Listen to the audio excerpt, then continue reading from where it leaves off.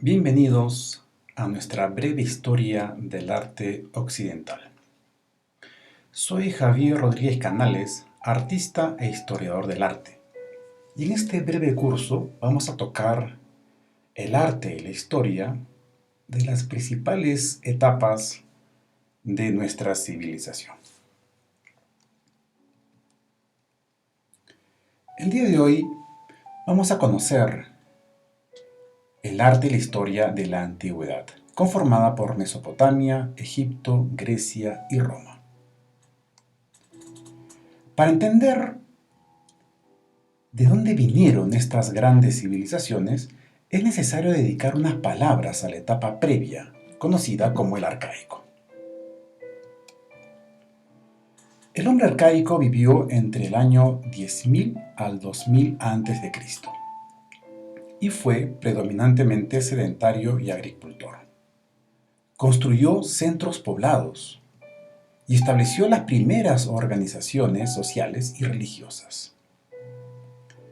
Cuando las comunidades arcaicas se multiplicaron, empezaron a interactuar, reuniéndose en torno a un templo para celebrar rituales e intercambiar productos. Sin embargo, no faltaron las luchas por el dominio del territorio. De esta manera se fueron cohesionando pueblos que formaron las primeras civilizaciones de la antigüedad, que lograron establecer una estructura política, religiosa, económica y guerrera. En la formación de los pueblos, hay que mencionar que la geografía influyó en la actividad y la psicología de sus habitantes, porque el hombre sedentario observó la naturaleza, desarrolló conocimientos y construyó una cosmovisión. Con el paso del tiempo, la cosmovisión consolidó los sistemas de gobierno y los gobiernos practicaron la guerra. Es así que algunos de los factores que explican las características culturales de Mesopotamia, Egipto, Grecia y Roma son el entorno natural, la actividad humana y la cosmovisión de los pueblos. Mesopotamia es una región ubicada en el Medio Oriente entre los ríos Tigris y Éufrates, donde actualmente se encuentran Kuwait, Irak, Irán y Siria. Desde los tiempos más remotos, la región se dividió en el norte, conocida como Akkad, y el sur, conocida como Sumer. La historia de Mesopotamia empieza en el 7000 a.C., cuando aparecieron los pueblos arcaicos del sur, que tuvieron una cerámica incipiente. Criaron ganado y construyeron los zigurats en honor a la diosa Inanna. Luego surgieron las ciudades-estado de Sumeria y con el paso de los siglos fueron superponiéndose los siguientes imperios: acadio, sumerio, babilónico, asirio y persa. El imperio persa terminó con la llegada de Alejandro Magno, quien impuso el dominio griego en el 330 a.C. Entre los principales aportes de Mesopotamia tenemos la astronomía, gracias a la cual llegaron a saber que la Tierra era redonda y que giraba en torno al Sol. La escritura cuneiforme, que permitió documentar la historia. El código de Hammurabi, que le dio forma jurídica al imperio, y la rueda, que sirvió para el comercio y la guerra. Mesopotamia tuvo una influencia religiosa que continuó hasta la Edad Media. Entre sus dioses están An, el dios del cielo; Ki, la diosa de la tierra; Namu, la diosa del océano; y Nana, la diosa de la fertilidad. También cuenta con la epopeya de Gilgamesh, la obra literaria más antigua de la historia, que data del 2500 a.C. Sus principales expresiones son la arquitectura, la escultura y la pintura mural, que se aprecia en templos, palacios y otros lugares donde representaron preferentemente a los dioses y los gobernantes. El arte de Mesopotamia es figurativo, con personajes hieráticos propios de una plástica diseñada en función al estado y la religión. En este contexto puede apreciarse piezas como el estandarte de Ur del 2500 a.C., que es una caja trapezoidal pequeña decorada con la técnica del mosaico. El tema es la guerra y la paz.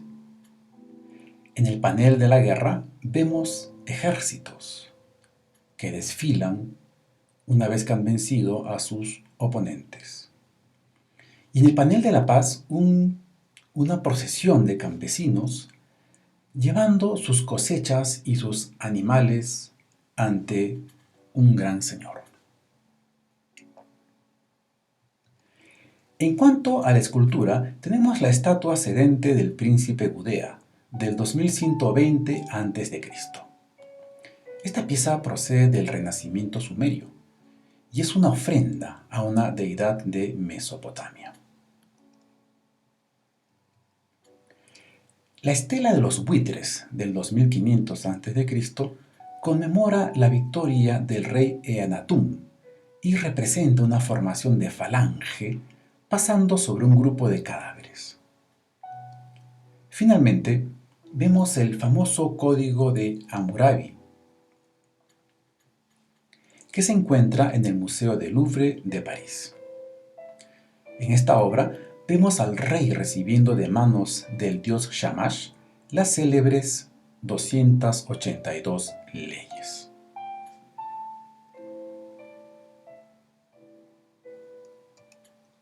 Tampoco podemos dejar de mencionar el Palacio de Darío en Persépolis, una obra de arquitectura que contiene además unas obras excelentes hechas en piedra y que representan tanto animales como ejércitos en formación.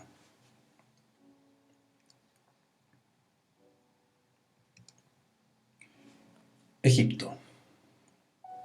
En paralelo a Mesopotamia, la civilización egipcia se desarrolló en las márgenes del río Nilo, entre los años 3100 a.C. hasta el 332 a.C.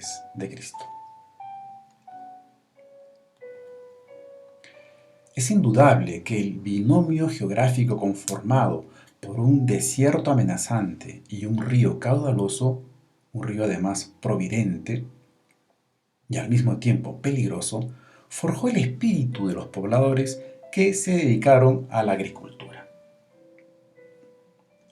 De manera análoga a lo sucedido en Mesopotamia, la historia de Egipto se divide entre el norte, Menfis, y el sur, Tebas.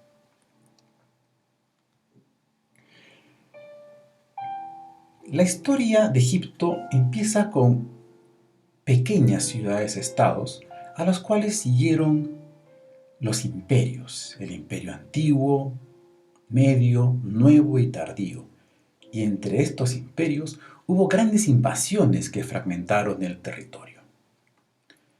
Por ello, este proceso fue estudiado por los historiadores con el esquema de imperios e intermedios.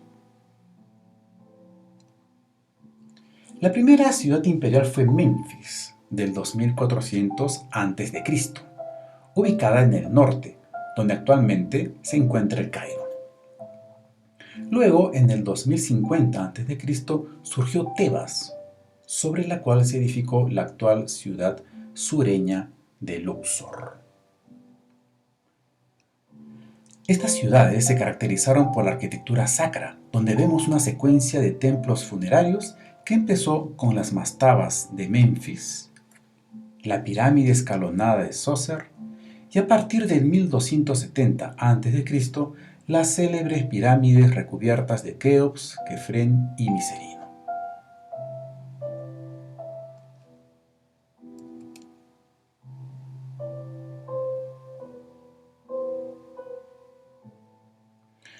Durante el Imperio Nuevo, esto es entre el 1550 y el 1069 a.C., el faraón Akenatón construyó las tumbas subterráneas en el Valle de los Reyes, conocidas como hipogeos. En ese tiempo, Akenatón y Nefertiti trataron de imponer el culto al dios Atón.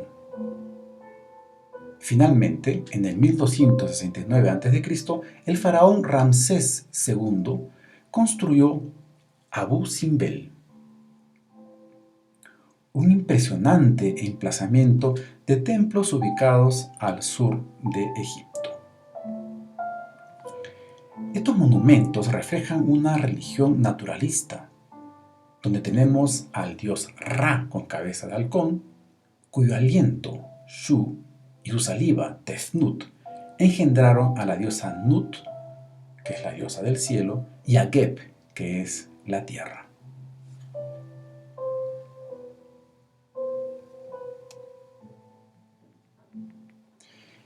Acá vemos, por ejemplo, en esta imagen, una expresión de lo que fue una parte importante de la historia de Egipto.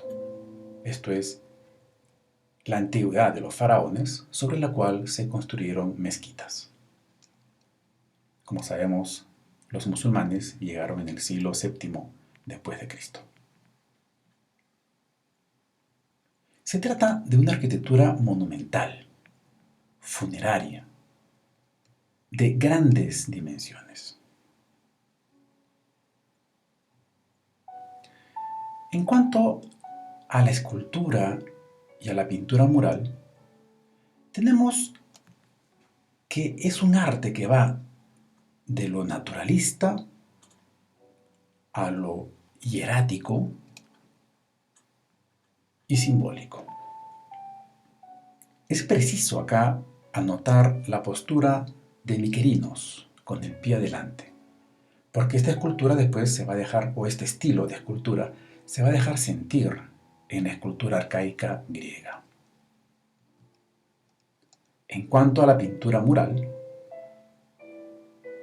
la que más destaca es la que se dedicó a los templos o a las tumbas, donde se representaron a los dioses, pero también la actividad de la gente llevando sus ofrendas al muerto.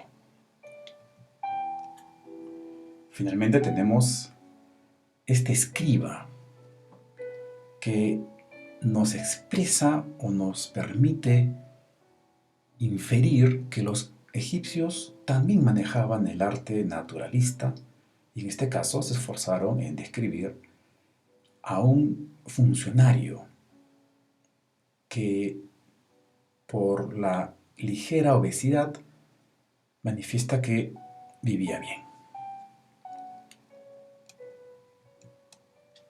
Grecia.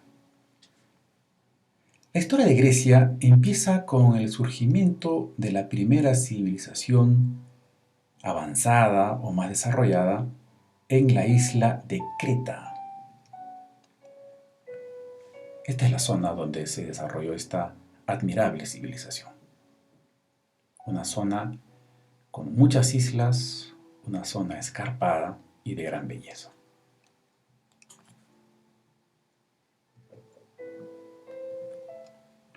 Como ya hemos dicho, la primera civilización empieza en la isla de Creta, donde se encuentra el actual Palacio de Knossos.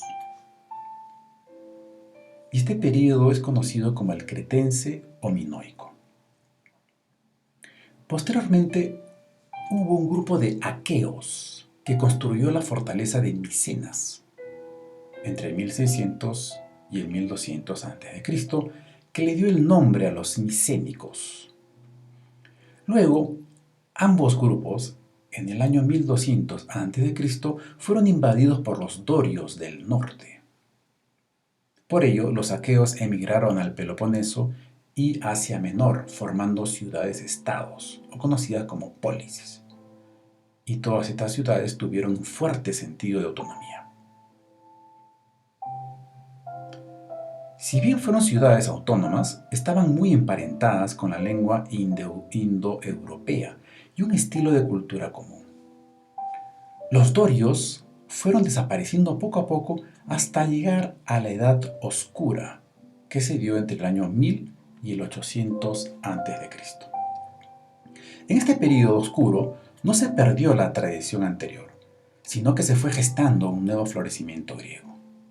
Se asimiló el alfabeto fenicio, hubo un desarrollo militar y agrícola, y también aparecieron las primeras formas de gobierno democrático y mucha actividad comercial que permitió la fundación de colonias en varias zonas del Mediterráneo. Estas naciones tuvieron puntos de encuentro entre sí, como los Juegos Olímpicos o las obras literarias como la Ilíada y la Odisea. En este tiempo se consolidaron dos polos: Esparta, que fue líder de la Liga del Peloponeso, y Atenas, que fue líder de la Liga de Delos. Entre el 499 y el 480 a.C., los persas, o conocidos como medos, intentaron conquistar Grecia, pero fueron derrotados. Para enfrentar este conflicto, Atenas organizó la Liga de Delos, que tuvo como resultado el siglo de Péricles. Entre el 431 y el 404 estallaron las guerras del Peloponeso entre la Liga de Delos y la Liga del Peloponeso, que fue ganada finalmente por Esparta con la ayuda de Persia.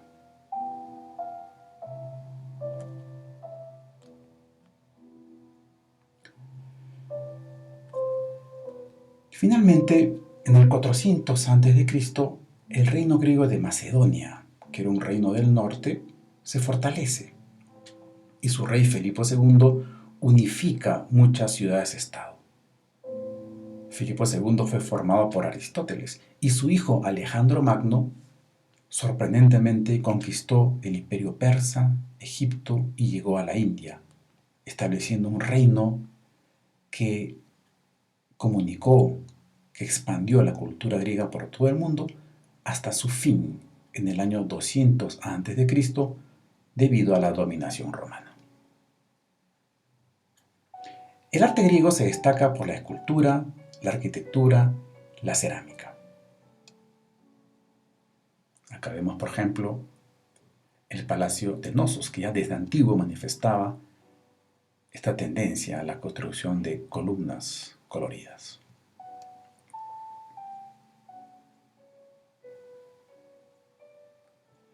Si bien se trata de un palacio antiguo, vemos que tenían alto sentido de la estética y de la composición.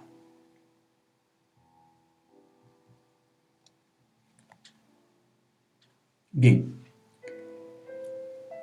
el arte griego se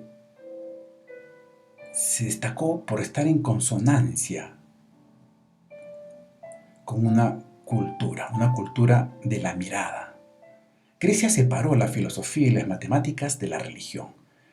La escultura buscó la belleza, la perfección a través de la matemática, la proporción y el equilibrio. Los griegos fueron antropocéntricos, sus dioses reflejaron las pasiones humanas, por eso su arte fue naturalista y estudiaron la anatomía. Acá vemos, por ejemplo, el Partenón. El Partenón fue una obra, un templo dedicado a la diosa Atenea, que custodiaba la ciudad de Atenas. Estudiar el Partenón es comprender Grecia, porque Atenea era la diosa de la sabiduría y la guerra, justamente la diosa que representaba el carácter de un pueblo que quería armonizar la fuerza y la razón. En sus frisos hay todo un programa que nos expresa la manera en que ellos entendían la civilización. Los griegos se entendían como los custodios de la civilización que tenían que transformar la barbarie. En otros frisos también podemos ver cómo había o se promovía el culto a la diosa Atenea y el respeto por las autoridades. Obviamente era una ciudad que se estructuró en torno a sus dioses. Y a partir de esa mirada religiosa, o esa mirada que ordenaba el mundo, también construyeron teatros. El teatro griego, donde se dio la comedia y la tragedia. donde el pueblo practicaba lo que ellos llamaban la catarsis, esto es, purificar sus pasiones, a veces proyectándolas sobre los actores. Otro gran aporte, un aporte que va a tener mucha influencia en la cultura occidental, van a ser las columnas griegas, que va a parecer un elemento anecdótico, pero no lo fue, porque detrás de las columnas hay una manera de ordenar las cosas, hay una matemática, hay una concepción de las cosas. Y acá tenemos los tres famosos órdenes o estilos arquitectónicos vinculados a las columnas. El orden dórico, mucho más austero, el orden jónico, más geométrico, y el orden corinto, más naturalista, que representa las formas de los vegetales.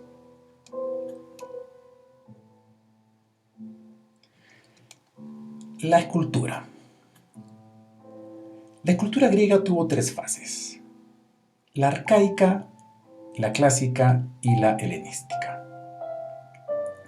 La arcaica, que va del 600 al 480 a.C., fue de carácter votivo y funerario. Fue una escultura esquemática, simple y de influencia oriental, destacando a los kurós, que eran hombres rígidos con un pie adelante y mirando al frente, tal como vimos, por ejemplo, en las esculturas egipcias. Y acá se nota una clara influencia. Y las coré, mujeres vestidas con cierto movimiento. La segunda etapa es la etapa clásica, que tuvo más movimiento, equilibrio y armonía. Los personajes tenían el rostro sereno, tenían cabello y, por lo general, cuando llevaban ropas sueltas. Las obras más conocidas son el Auriga de Delfos y Poseidón. La etapa clásica se subdivide en tres periodos: el severo, el clásico pleno y el tardío. En el severo del 600 a.C. tenemos a Mirón con su discóbolo, un atleta en tensión, pero con el rostro inexpresivo. La tensión, la fuerza, el movimiento, armonizados con el equilibrio, con la razón. Muy expresivo de lo que sería el fundamento de la cultura griega. El clasicismo pleno del 500 a.C. está representado por Fidias, el cual dirigió la construcción de la Acrópolis de Atenas y los relieves del Partenón.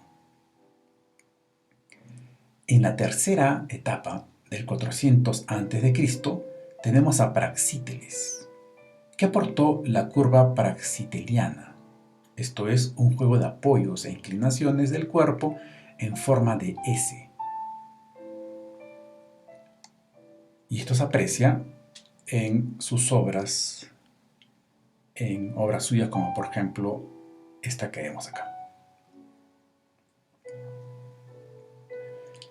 La tercera etapa, la helenística, se caracteriza por un realismo más crudo, más dramático, que trata temas cotidianos, pero también temas mitológicos, como por ejemplo este Galo moribundo, que no está idealizado, está muriendo.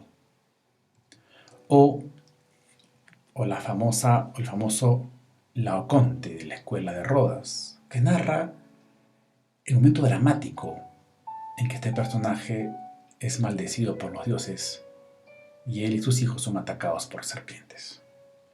Si bien es una obra de extraordinaria belleza, no es o no pretende idealizar el momento, sino dramatizarlo. Tampoco podemos dejar de lado la cerámica griega, que tuvo 6 períodos, que es una transición entre las formas geométricas, las influencias orientales en el tercer momento y la síntesis griega, ¿no? Con las figuras negras y rojas y finalmente el periodo helenístico que también termina siendo muy sintético, donde las formas orgánicas se armonizan con las formas geométricas. Roma. Roma es una ciudad, pero también una civilización que nació en la región central de Lacio, a orillas del Tíber. Luego de la llegada de varios pueblos indoeuropeos, se establecieron los sabinos, los volscos, los etruscos y las colonias griegas. Según la tradición, Roma fue fundada en el 753 a.C. por los hermanos Rómulo y Remo. Pero en verdad fue fundada de manera progresiva por las tribus latinas que se instalaron en las 7 colinas de la zona que fueron cohesionadas por un rey etrusco, naciendo así la monarquía romana. En esta etapa, la civilización romana se construyó sobre la cultura griega. Esto lo vemos en su panteón de dioses y en la arquitectura. En el 500 a.C. ya empezaron a construir obras de gran alcance, como el Palacio Real, el Foro, la Cloaca Máxima, esto es el sistema de manejo de las aguas de la ciudad, y el Tullianum. También se construyeron el templo de Júpiter y Saturno, la Vía Apia, Latina y Flaminia. El último rey etrusco fue Tarquino el Soberbio, que fue desterrado para dar paso a la República. La República duró del 509 al 27 a.C. y se caracterizó por un sistema de gobierno fundado en el Estado de Derecho y los magistrados. Su sistema de poder se fundó en los cónsules y el Senado. Estos gobernaron en los tiempos de paz. Y los tiranos, que eran militares que estaban en las afueras de las ciudades, gobernaban en los tiempos de guerra. Gracias a su eficacia militar, Roma se expandió rápidamente, conquistando el Mediterráneo occidental en el siglo III a.C. a través de las guerras de Cartago, el Mediterráneo oriental y los estados griegos en el siglo II a.C. Luego de una decadencia producida por las injusticias del Senado y el empoderamiento del ejército, ¿no? que logró exitosas campañas, llegó un personaje en el 27 a.C. llamado Julio César, que conquistó Roma y así empezó el imperio. El imperio tuvo 3 dinastías: la Julio-Claudia, donde gobernaron los famosos Augusto, Tiberio, Calígula, Claudio y Nerón, y las dinastías Flavia y Antonina, provenientes de la provincia. Roma unificó el mundo a través de la expansión militar, la ingeniería a través de los caminos, el latín como lengua franca y el derecho romano. Todo ello sobre la base de la cultura griega que había sido instaurada previamente por Alejandro Magno.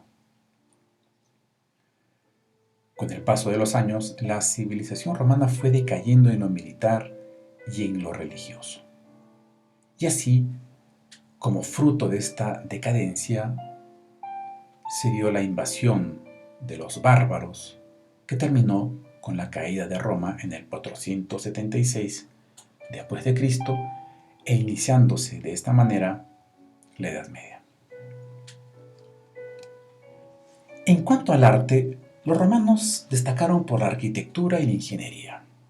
Si bien fueron grandes escultores, muralistas, hicieron grandes mosaicos, quizás estas expresiones, la arquitectura y la ingeniería, fueron sus grandes aportes. Desde la época etrusca se amuralló la ciudad, se hicieron acueductos y calzadas en Roma. Luego vino la época griega con una arquitectura decorada con mosaicos. Se hicieron templos, baños, teatros y monumentos conmemorativos. El templo más notable fue el Panteón de Agripa del 27 a.C., cuya cúpula y planta circular, ambas de 32 metros, formaban en el espacio interno una esfera perfecta.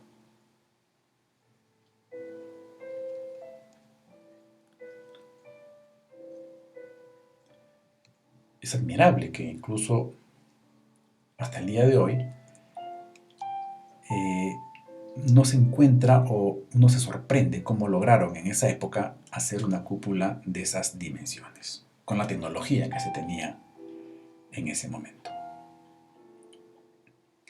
También se hicieron obras importantes, esto es a nivel religioso, pero a nivel público, se hicieron obras importantes como el Teatro de Marcelo y el Coliseo.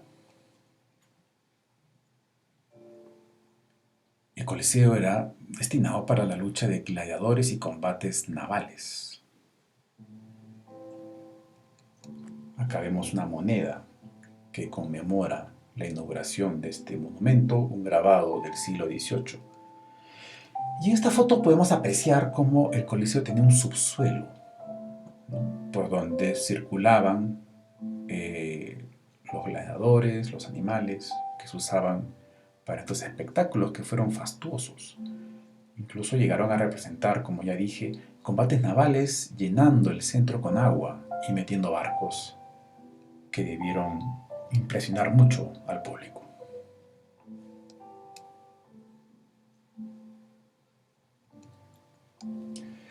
En la misma línea que la cultura griega, hubo también un teatro romano que replicó también la estructura del teatro griego, en los cuales también se representaban obras clásicas, obras donde el público, como ya hemos dicho, podían apreciar la tragedia y la comedia. Toda ciudad que se prestara o que formara parte del imperio tenía un teatro y en el fondo tenía un sistema urbano que fue transmitido por Roma. Tampoco podemos dejar de mencionar los arcos del triunfo, que fueron una suerte de obra arquitectónica pero de escultura al mismo tiempo. Estos arcos conmemoraban los triunfos de los generales y los emperadores y se construían para que ellos pasaran por ahí con gran pompa. Pero no solamente la arquitectura estaba dedicada al templo religioso, al teatro, a la parte cultural o a las hazañas bélicas, sino también tenemos obras como las termas, que eran lugares de encuentro donde las personas hacían vida social y disfrutaban de los baños y de los servicios que se daban ahí. Estas termas tenían gran lujo, como vemos por ejemplo en este cuadro donde Alma Tadema recrea el ambiente de la época, o esta tina de granito, ¿no?, de las termas de Caracalla, que nos permiten ver el lujo y refinamiento que tenían estos lugares. Como ya dijimos, la ingeniería fue un gran aporte de Roma, con obras magníficas como el acueducto de Segovia. En cuanto a la escultura, es evidente que hay un binomio entre la tradición griega y la tradición ya romana tardía. Y acá vamos a mencionar dos cosas. Mientras la tradición griega fue más fue más idealista, ¿no?, representando a sus dioses y a sus héroes de manera armónica, la tradición romana posterior va a ser más realista. Como vemos, por ejemplo, en estas dos esculturas, donde se representa a Séneca y a Marco Porcio, y donde no están idealizados, donde se ve claramente el paso de los años, el sufrimiento, y donde vemos una expresión bastante clara de personajes importantes pero cotidianos. Es curioso que tanto la escultura griega haya empezado en un idealismo y haya terminado en una escultura más realista, y que la escultura romana siguió el mismo camino. De esta manera, con estas 4 civilizaciones que hemos estudiado, esto es Mesopotamia, Egipto, Grecia y Roma, se cierra un círculo que hemos denominado como el arte y la historia de la antigüedad.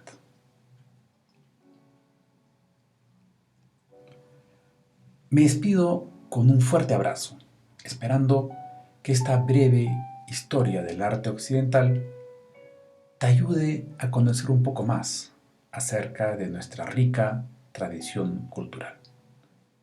Muchas gracias y nos vemos en una próxima ocasión.